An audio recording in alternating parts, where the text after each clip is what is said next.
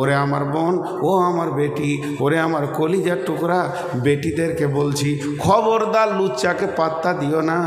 লুচ্চা কাছে আসলে ওর বুকে লাত মেরে দাও, মুখে লাত মেরে দাও।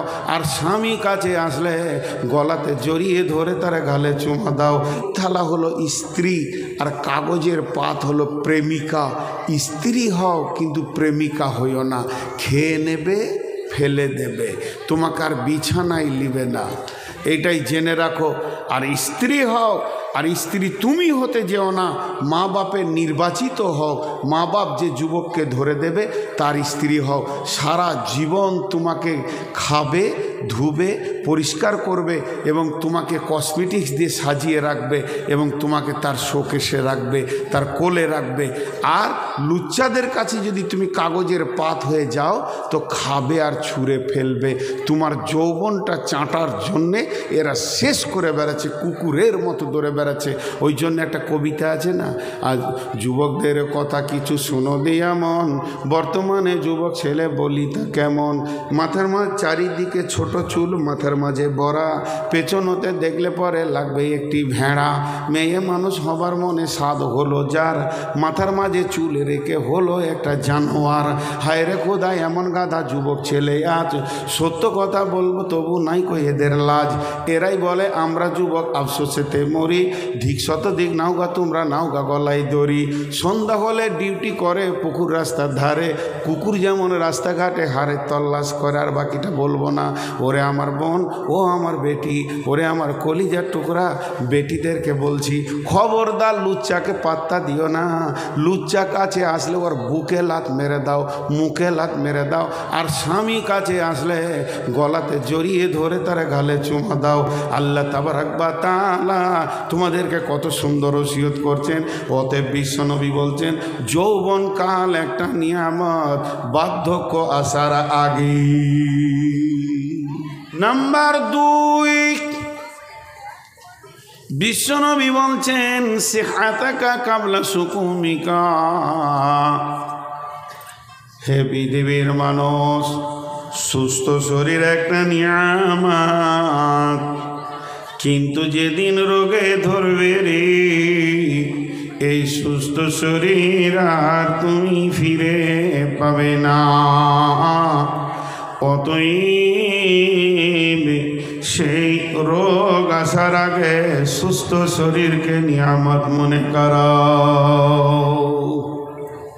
রোগ কয় রকম? জি, রোগ কয় রকম? 2 রকম। রোগ কয় রকম? 2 রকম। উঠিয়েন না ভাই আমার, ঠিক টাইমে ছাড়বো আমি, কাউকে কষ্ট দিব না। আপনারা উঠলে আমি দুর্বল হয়ে যাব। একটা হলো ডিজিটাল, একটা হলো নরমাল। ডিজিটাল মানে যুবক অবস্থায় জ্বর হয়েছে, ইঞ্জেকশন নিব, ট্যাবলেট খাবো, ছেড়ে যাবে, আবার ফুর্তি পেয়ে যাব। কিন্তু যখনই আপনার 47 বয়স ক্রস করে দিবে, 50-এর ঘরে ঢুকবে, তখন আপনার পকেটের ট্যাবলেট টাকার সঙ্গে ট্যাবলেট জায়গা নেবে। আমার পকেটে ওষুধ আছে, এটা হচ্ছে নরমাল রোগ। আল্লাহর নবী বলছেন, রে আমার উম্মত, যেদিন তোকে ওই রোগে ধরে নেবে রে, তখন তুই 5 ওয়াক্ত মসজিদ যেতে পারবি না, তখন তুই দাঁড়িয়ে নামাজ পড়তে পারবি না, তখন তুই উযু করতে পারবি না, এমন দিন আসবে রে। অতএব যৌবনকালে যদি তুমি মসজিদে যেয়ে থাকো, ওই রকম মেজারমেন্টে তোমাকে বার্ধক্যে নেকি দেওয়া হবে। অতএব যুবকের দল, তোমার রোগ আসার আগে ওই রোগটা তোমার মরণের সাথী হবে। তোমাকে হাই প্রেশার ধরবে, লো প্রেশার ধরবে, কিংবা তোমাকে ডায়াবেটিসে ধরবে, সুগার হয়ে যাবে, নানা রকম প্যারালাইসিস হবে, বিভিন্ন রকম রোগ তোমাকে ছায়া করে থাকবে। অতএব ওই রোগটা আসার আগে তুমি একটা কাজ করো, যখন তুমি সুস্থ শরীর পেয়েছ, আল্লাহ দিনের কাজ করে লাও।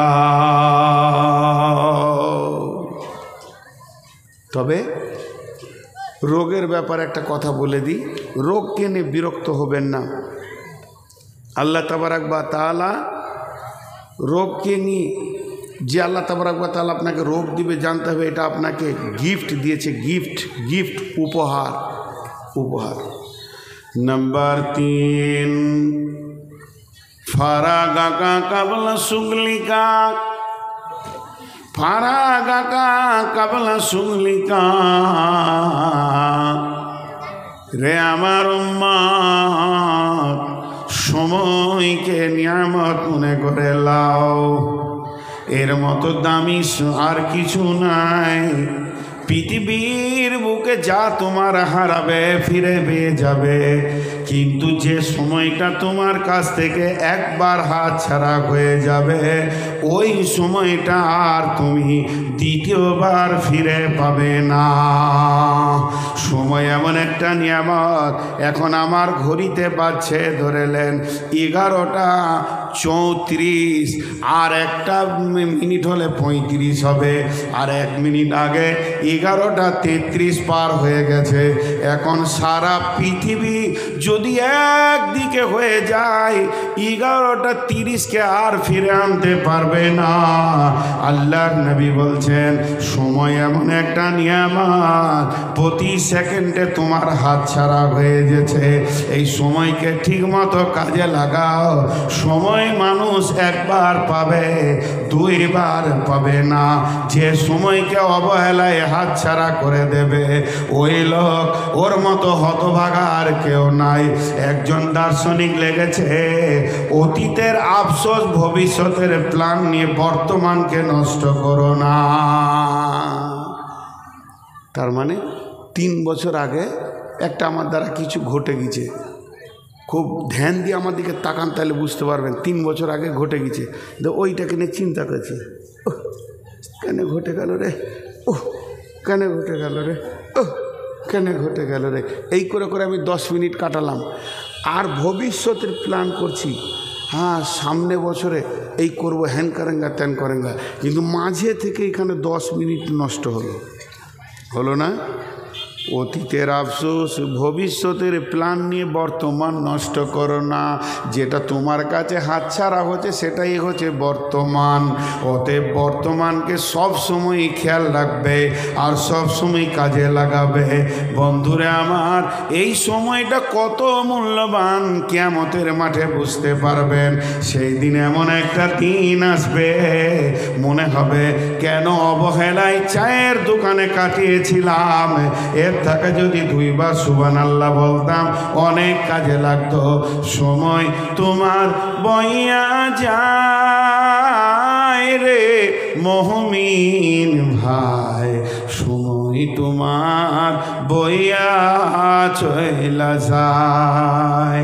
দুনিয়ার মায়ায় পড়ে ভুল করিলে আখেরাতে জবাব কি দিবি তুই অন্ধকার ঘরে, একবার কি মনে নাই রে মুমিন ভাই, সময় তোমার বইয়া চলে যায়। একজন দার্শনিক বলছে একবার খেয়াল করো, তোমার নাকটা হলো করদ, তোমার জিন্দেগিটাকে কাটছে, শ্বাস নিতেও কাটছে, শ্বাস ফেলতেও কাটছে, তোমার জিন্দেগিটা কটকট করে কেটে দিচ্ছে। করদ দিয়ে যেমন কাঠকে কাটা হয়, আল্লাহ তোমার 2 চোখের মুখের সামনে একটা করদ লাগিয়ে দিয়েছে। এই করদ তোমার জিন্দেগি কেটে শেষ করে দিচ্ছে। হতভাগার দল, একবার কি সময়ের দিকে খেয়াল করবে না? অতএব বিশ্বনবী বললেন সব থেকে দামি নিয়ামত হলো যৌবন, বার্ধক্যের আগে সুস্থ জীবন, অসুস্থতা হওয়ার আগে, আর সময় একটা বড় নিয়ামত হাতছাড়া হয়ে যাওয়ার আগে। নাম্বার 4, গেনাকা কাবলা ফাকারিকা, সম্পদ একটা নিয়ামত, মাল একটা নিয়ামত, হাতছাড়া হয়ে যাওয়ার আগে যত বড়ই ধনী হও, মাল একদিন হাতছাড়া হবে। বিশ্বনবী বলছেন, খাসলাতু মিন উম্মতি মালি মালি মালি, আমার উম্মত মালের দিকে খেয়াল রাখে কিন্তু মালকে ঠিক জায়গায় লাগাতে পারে না।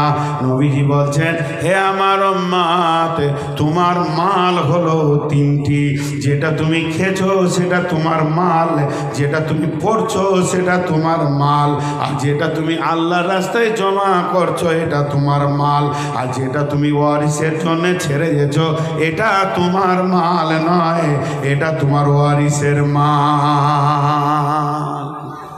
আপনাদের এটা কোন জেলা?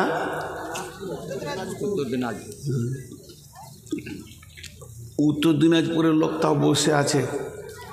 2 মিনিট মালের কথা বলেছি তাও বসে আছে। দক্ষিণ দিনাজপুরে যদি 2 মিনিট মালের কথা বলা হয় সব ঘর চলে যাবে। ওরা বলবে এবার কালেকশন করবে, পালিয়েছ। আমি কালেকশন যখন করব তখন করব শেষ দিকে। তফসিরটা শুনেন, মাল কাকে বলেছে, এটা আল্লাহর ওয়াস্তা দিয়ে বলছি আপনাদেরকে, আল্লাহর জন্য শুনেন যে মাল কাকে বলেছেন বিশ্বনবী।